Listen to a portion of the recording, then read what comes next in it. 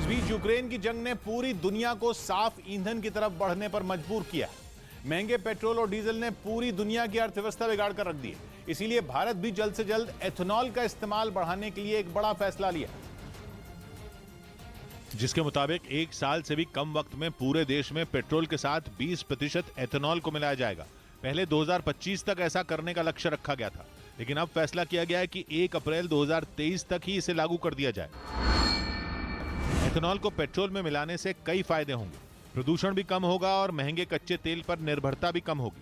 कच्चा तेल कम आयात होने से देश का विदेशी मुद्रा भंडार भी बनेगा। ऊपर से देश के किसानों को होने वाला फायदा अलग, मतलब फायदा ही फायदा।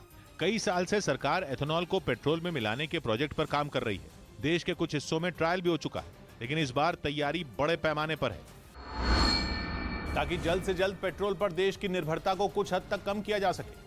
योजना यह है कि 1 अप्रैल 2023 तक पूरे देश में पेट्रोल में 20% तक एथेनॉल को मिलाया जाएगा।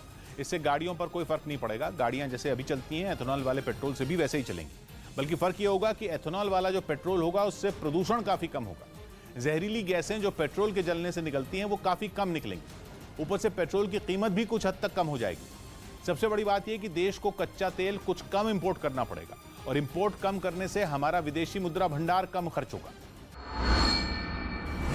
जबकि एथेनॉल के इस्तेमाल से देश में एक नई क्रांति की शुरुआत हो सकती है।